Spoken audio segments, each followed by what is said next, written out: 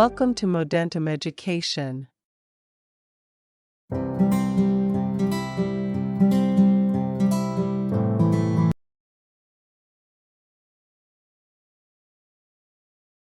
Listening to problem solving. You will hear a conversation in 3 sections. You will hear each section only once. After each section, you will hear 2 or 3 questions. You will hear the questions only once. Choose the best answer to each question. You will hear a conversation between a female customer and a male ticket seller. It is taking place in the box office of a local theater company. Listen to the conversation. You will hear it only once. Audio about 1 to 1.5 minutes long. Hello, may I help you? Well, I have a problem with these tickets. I got them for my birthday and they're for tomorrow evening, but I can't come tomorrow. Is there any way I can exchange them? Of course, that'll only take a few minutes. On which day would you like to see the show? Tuesday or Wednesday of next week would be best. Unfortunately, the show isn't being performed on either of those days. It plays the rest of that week and then it closes. Darn, that doesn't work for me. Too bad. My friend saw the show a few weeks ago and said it was amazing. Could I get a refund then? I'm sorry, we have a policy of no refunds, only exchanges. Isn't there anything you can do? Well, let me speak to my manager. I'll be right back. Thanks. Question 1. Why is the woman speaking to the ticket seller?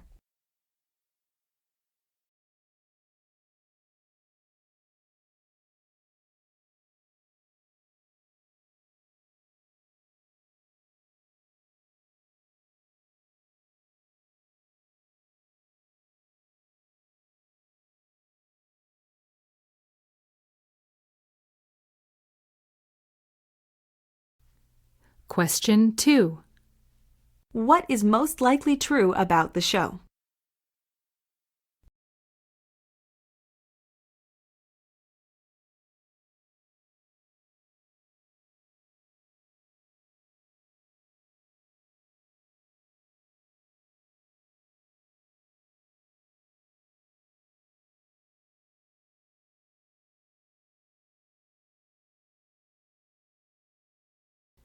Question 3. Why does the man go speak with his manager?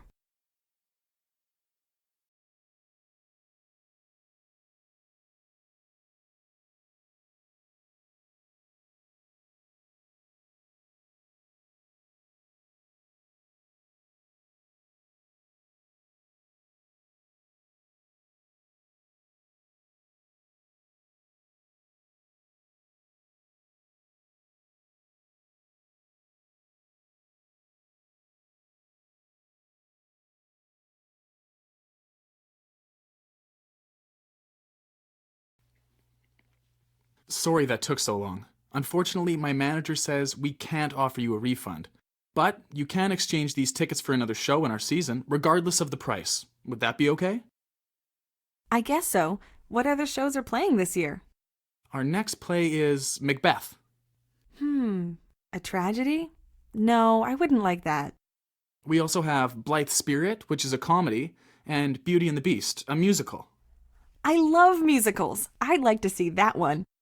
On which day would you like to see the show? It runs the entire month of February. I'll need a minute. Why don't you help the next person in line?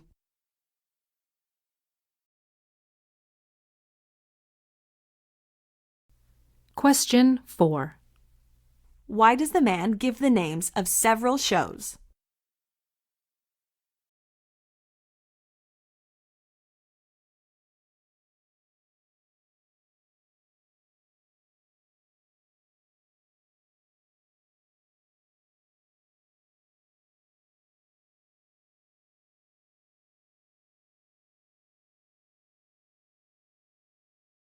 Question 5. Why does the woman need a minute?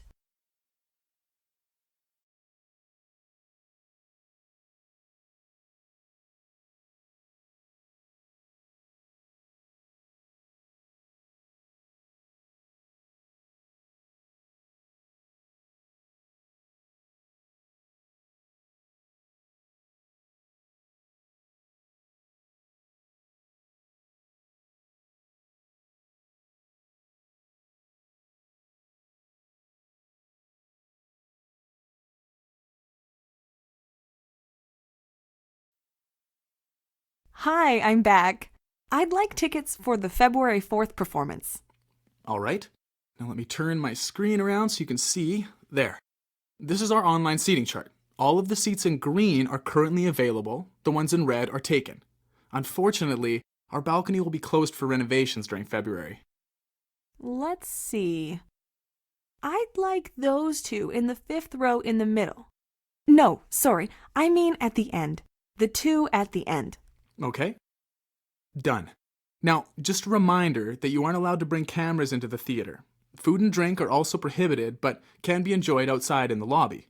Cell phones are allowed, but must be turned off. Anything else I can do for you? Actually, now that I think of it, I'd like to get a 3rd ticket for the same performance. My daughter would love to see it. No problem. That'll be $68 then. Here you go. Thanks. Enjoy the show. Question 6. Where does the woman choose to sit?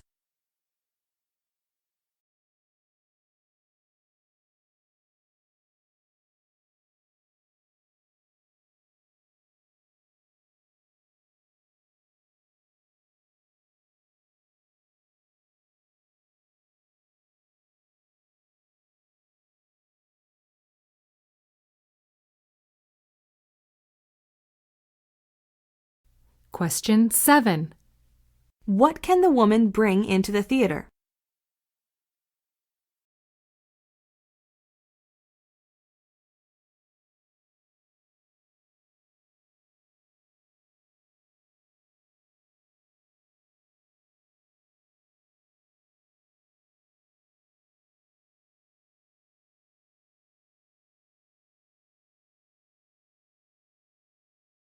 Question 8. What is the woman likely to do next?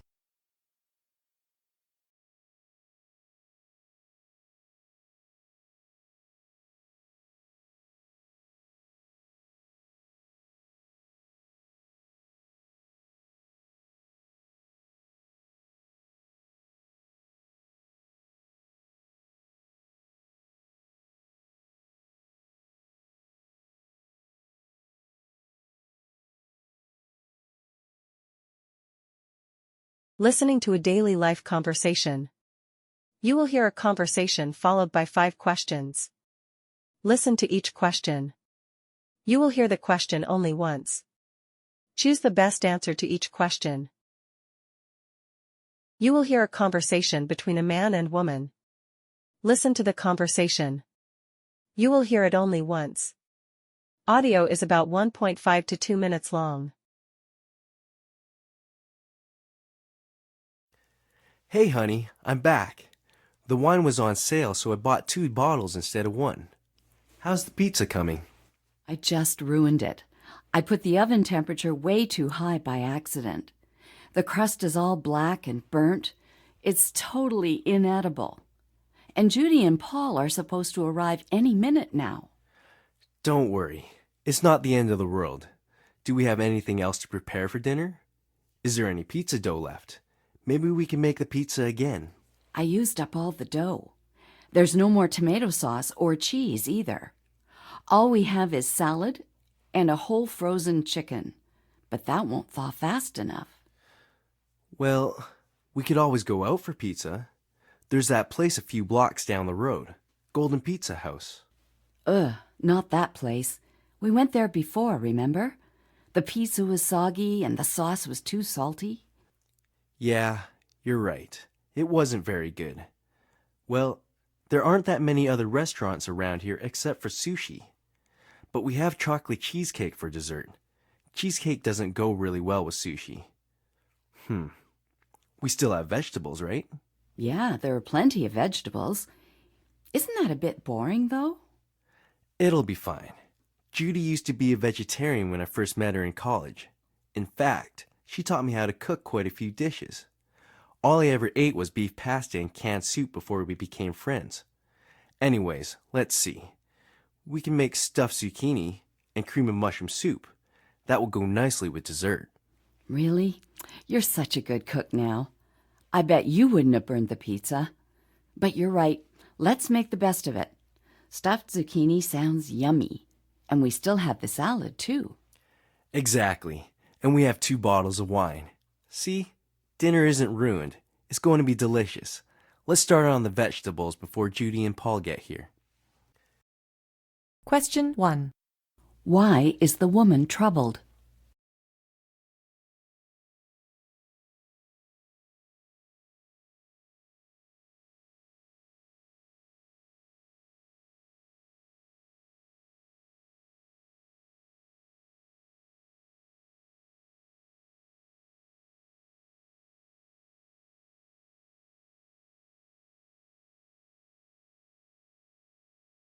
Question 2. What is the man's first suggestion?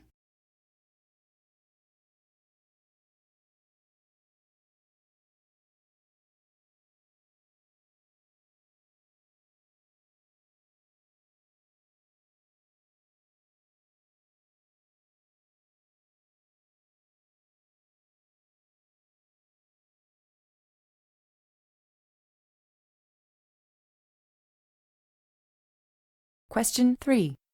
Why do they decide against Golden Pizza House?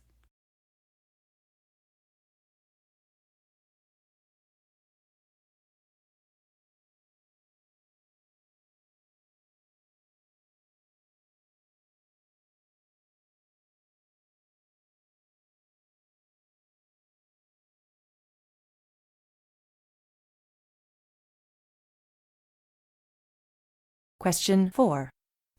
What do the couple decide to do?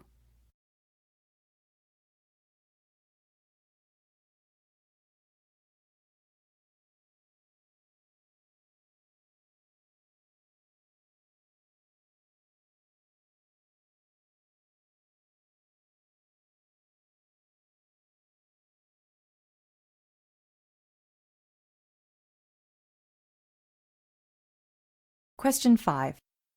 How did the man meet one of the guests?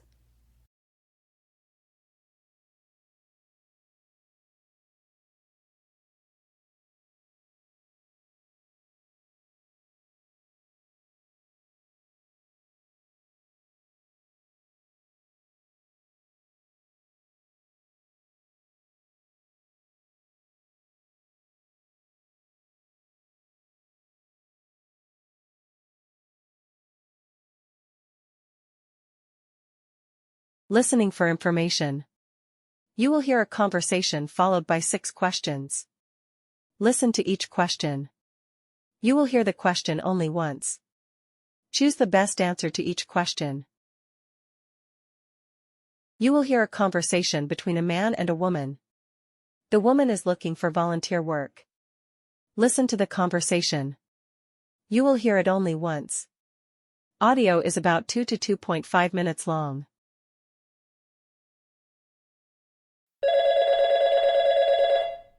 Hello, Juicy Apple Orchards. This is Michael speaking. How may I help you?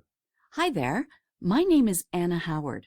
I've been backpacking in Canada for the past 3 months, and I really wanted to experience working on an organic farm this summer. I met another traveler who told me about your farm and that you take volunteers. Is that right?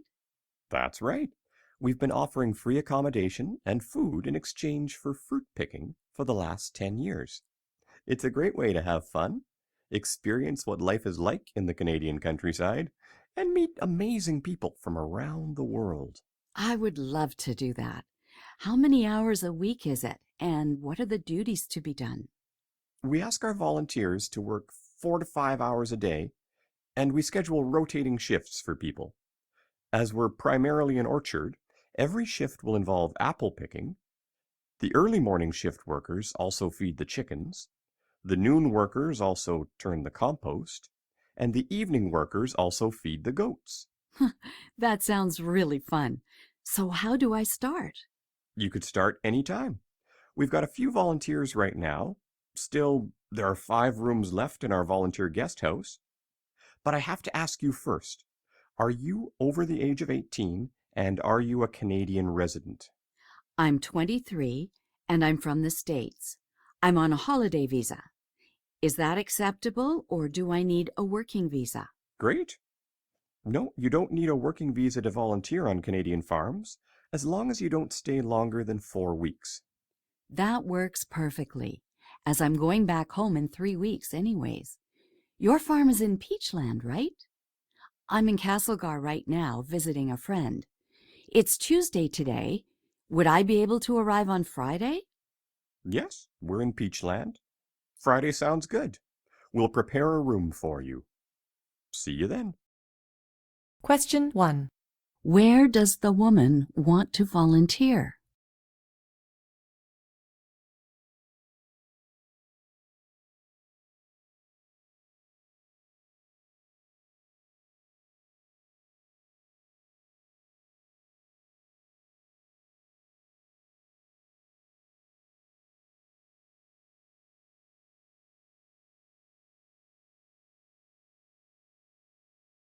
Question 2. What does the man offer the woman?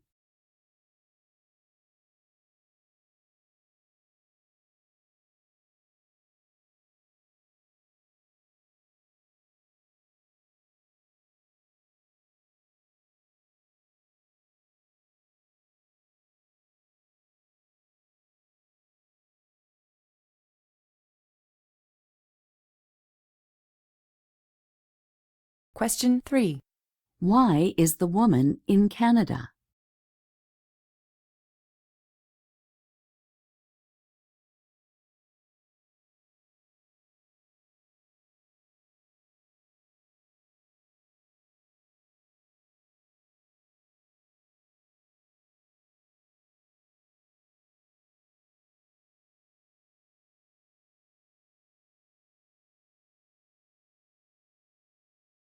Question 4. What time will the woman start work each day?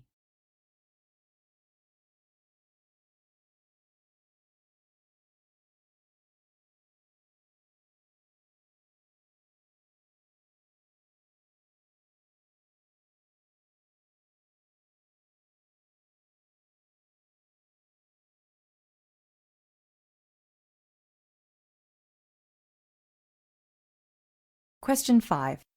Where does the woman come from?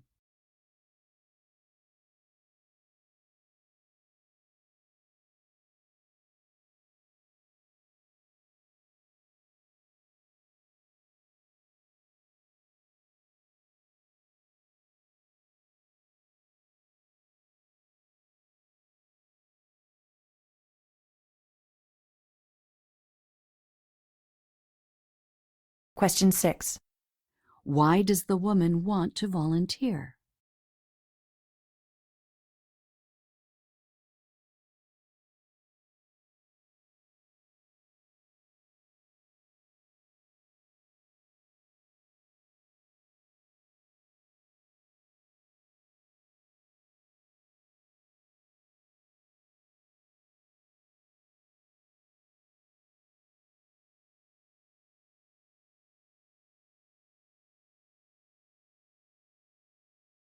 Listening to a news item.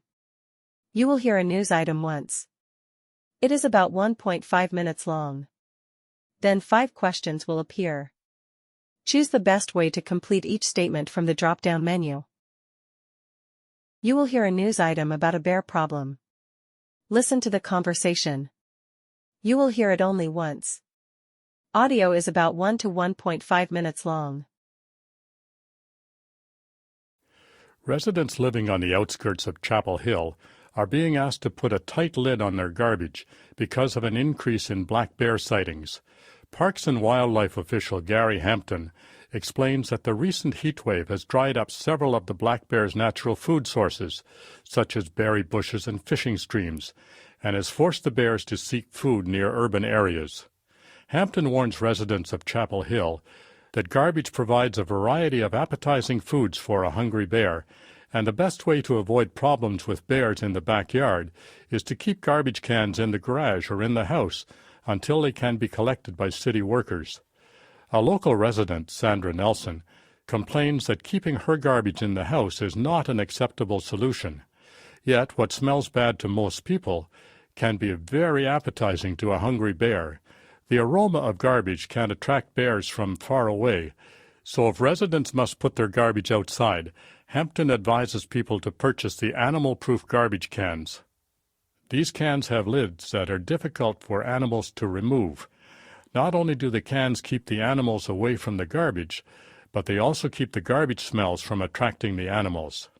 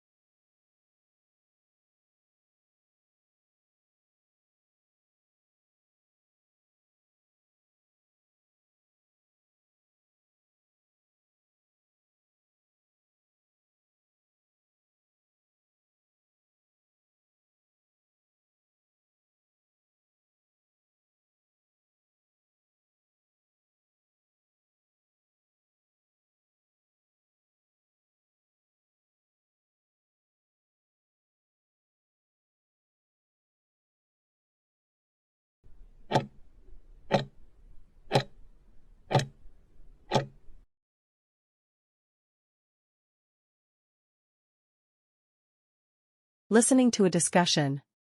You will watch a 2-minute video. Then 8 questions will appear. Choose the best way to answer each question. You will watch a discussion among 3 people. There are 2 women and 1 man. They are at their office. Watch the discussion. You will watch the discussion only once. Video is about 1.5 to 2 minutes long. You will watch a discussion among 3 people. There are 2 women and 1 man. They are at their office. This is Lynn. This is Ivan. This is Rena.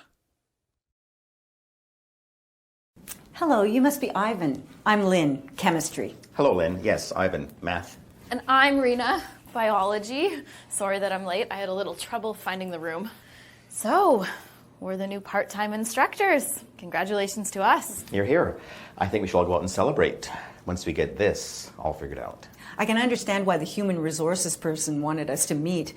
It's awfully tight in here, isn't it? I don't even think there's room enough for 3 desks. At least there's a window, though. But I don't even think there's enough room for 2 desks. Let's hope that our schedules work out and one person wants to use the office in the mornings, another in the afternoons, and a third in the evenings. This carpet is ancient. I love it. Let's ask for a desk that at least has drawers on both sides. I could use the ones on the left. And Rena could take the drawers on the right, and I'll take one of the drawers in the filing cabinet. That still leaves one drawer for each of us for our files. I think that should be enough. I would imagine most of us use our laptops for our files. Sounds good. Okay. Do you think then that means we could have 3 bookcases, one for each of us? Yeah, I'd like that. I don't mind sharing a desk or a filing cabinet, but I want my own bookcase. Oh, me too. If we move the filing cabinet over here and the table over there, maybe there's room on that wall for 3 bookcases. We'll also need a chair for the desk and one for students, for office hours, to go over papers, answer questions. And a whiteboard over there? So much better than a blackboard. I hate getting chalk all over your fingers and then all over your clothes. Well, I guess I can get used to a whiteboard. I also think, though, that we should have a bulletin board for above the desk, for notices, schedules, meetings, what have you. And we're going to need some whiteboard markers and thumbtacks. Good idea. I could bring a coffee maker, a tin of biscuits. That table is pretty small, but I think it'll do. I hope your coffee maker's not too big. I'd like to bring in a tea kettle, and I'm sure we'll all have mugs we want to put there.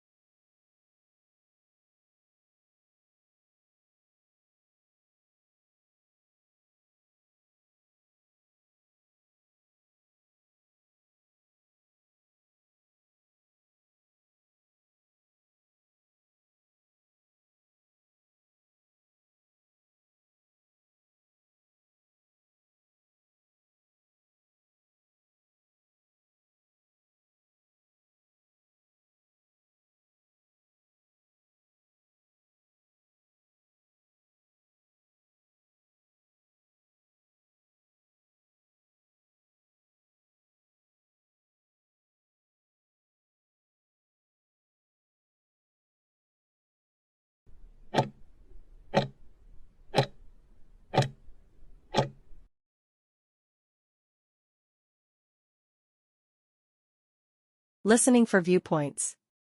You will hear a report once. It is about 3 minutes long. Then 6 questions will appear.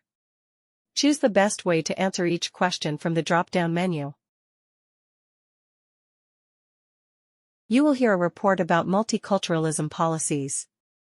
Listen to the following report. You will hear the report only once.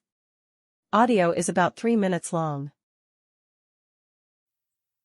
Multicultural societies are more prevalent around the globe than ever before. Canada is often credited for instigating this movement back in 1971, when Prime Minister Pierre Elliott Trudeau declared Canada to be a multicultural nation. Trudeau envisioned a country which recognized and respected the contribution by various ethnic groups to the cultural enrichment of Canada, and he implemented policies to safeguard that contribution. However, the German Chancellor, Angela Merkel, recently declared the policy of multiculturalism a failure. There have been significant demographic changes in many countries over the last decades. Unfortunately, in some nations, this has resulted in intercultural tensions. Thus, other European countries have also condemned multiculturalism as a passing fad that does not actually promote unity in today's diverse societies. Sociologist Arlene Brandon argues that these countries cannot condemn a practice that they've never really attempted to properly implement. Brandon's research on the success of multiculturalism has shown a strong correlation between citizenship and multiculturalism. The nations that have most successfully adopted a policy of multiculturalism are those that have allowed immigrants to eventually become citizens, thus creating a strong sense of unity and inclusion. Presently, Canada and Australia are the most multicultural countries, and because of their policies, their demographic changes have generally occurred peacefully and positively. France, Norway, and Germany, on the other hand, have failed to truly adopt multiculturalism, since they treat foreigners as temporary labor and not as future citizens. Brandon says these countries should not blame multiculturalism for their problems, but rather their poorly designed policies. However, not everyone agrees that Canada's multiculturalism has been successful. According to controversial author Nora Alkabar, present-day multiculturalism, as practiced in Canada, encourages segregation and hyper-political correctness. Alkabar argues that multiculturalism and diversity are not the same thing. She says that diversity refers to differences in thoughts, opinions, and viewpoints, whereas multiculturalism involves equality and mutual respect among a population's cultural groups. She maintains that multiculturalism should mean engaging with others in a meaningful way about their assumptions and goals. Alkabar says that Canadians today are so worried about offending someone or saying the wrong thing that they don't engage with other cultures or ask questions they may have, which she finds disrespectful. Alkabar claims that a true multicultural society is built on mutual respect and hopes that the next generations engage with each other more honestly. What do you think, Canada? Is it time to have a frank and honest conversation about multiculturalism in our nation? We'd love to hear from you after this commercial break.